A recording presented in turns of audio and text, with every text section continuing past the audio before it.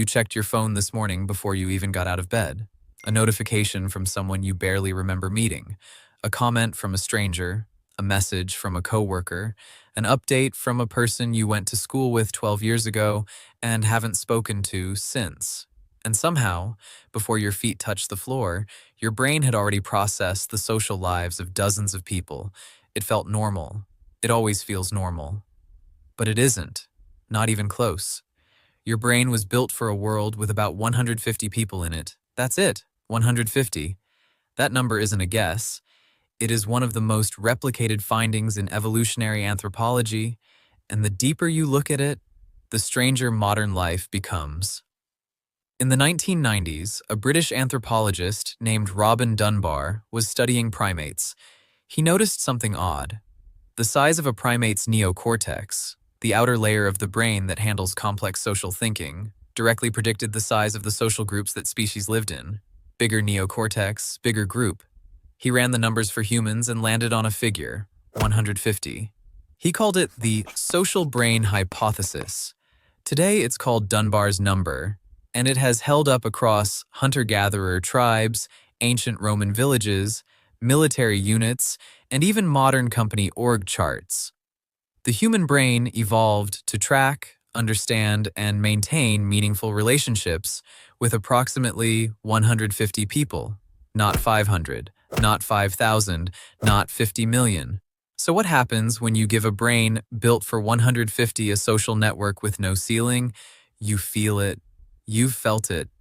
That vague anxiety when your notifications pile up, the guilt of not responding to someone quickly enough, the low hum of exhaustion after spending an hour scrolling through other people's lives.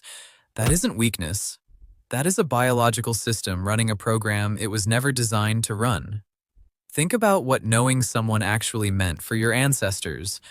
For roughly 300,000 years, humans lived in small nomadic bands. Everyone you knew completely. You knew their voice, their smell, their history, their intentions. You knew who they loved and who they feared. You knew whether to trust them with your food or your children. That knowledge was earned slowly, through years of shared survival. And it mattered. Trusting the wrong person in a world without hospitals or police or legal systems could end you. Your brain evolved to build those relationships carefully, slowly. It tracks social information the way other animals track predators. With vigilance, with memory, with constant updating. Every person you know occupies real cognitive space, real processing power, real emotional bandwidth, and that bandwidth has a limit. Dunbar's research identified layers within the 150. At the center, a tight inner circle of about 5 people, the ones you would call in a genuine crisis. Then a second layer of around 15. Close friends, the ones you see regularly. Then 50. Meaningful acquaintances. Then the full 150.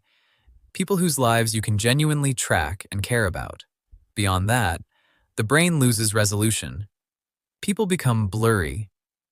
You know their name, maybe their face, but the depth disappears. Now open your phone. How many contacts do you have? How many followers? How many people did the algorithm show you today? People you have never met.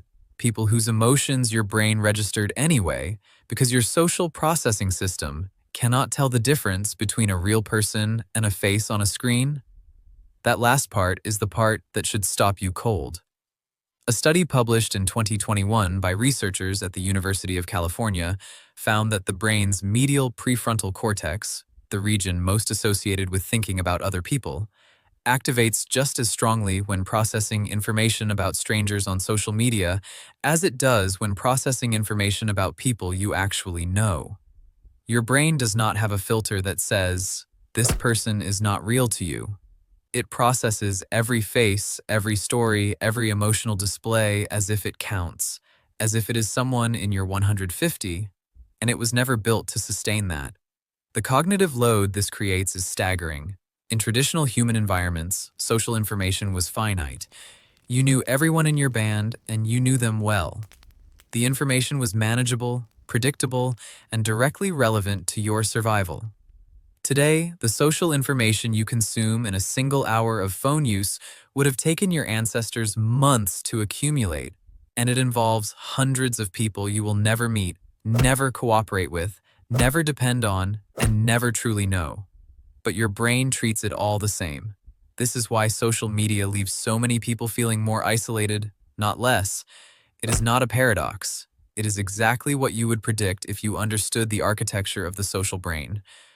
When you are exposed to hundreds of relationships you cannot maintain, your brain does not feel connected, it feels overloaded.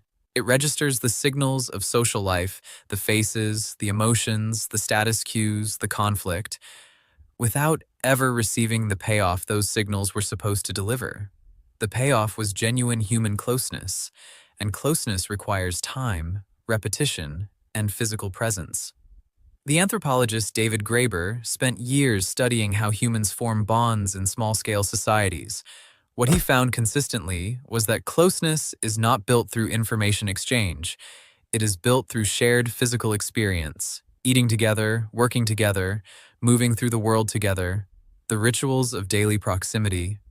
Your brain does not bond through a screen the same way it bonds in person. The neurochemistry is different, the oxytocin response is different. The feeling of truly knowing someone requires your body to be in the same space as theirs. And here is the reframe. You are not bad at maintaining relationships. You are not antisocial. You are not broken because you feel overwhelmed by the sheer volume of human contact modern life demands. You are a brain designed for a village trying to navigate a civilization of 8 billion people every day, without rest. The stress you feel when your inbox overflows, that is your social cognition signaling overload, the same signal your ancestor felt when the band grew too large and trust became impossible to maintain. The guilt you feel for losing touch with people, that is a system built for lifelong proximity, struggling to adapt to a world of constant movement and digital distance. The loneliness you feel even when surrounded by hundreds of online connections, that is a brain searching for its 150 and finding no one close enough to count. A 2017 study by researchers at Oxford found that the single strongest predictor of social well-being was not the number of social contacts a person had, but the quality of their 5 closest relationships, the inner circle, the original group that evolution cared most about maintaining. The 5, not the 500, not the followers, the 5 people who would notice immediately if something happened to you. Here is what that means for you today. Modern life has handed you scale without depth. It has given you access to thousands of people and starved you of the closeness that actually satisfies the social brain. The solution is not to delete your apps or retreat from the world. The solution is to understand what your brain is actually asking for. It is asking for fewer connections, not more. It is asking for depth, not reach. It is asking for the thing that humans had for nearly all of their existence on this planet. A small number of people who truly know you. Because the strange truth is that you were never meant to matter to everyone. You were only ever meant to matter deeply to a few, and those few were meant to be close enough to touch. Tonight you will probably check your phone again. You will scroll past 100 faces. Your brain will register every one of them. It will work to process their emotions, their status, their relationship to you. It will do this automatically, without your permission, because that is what it evolved to do.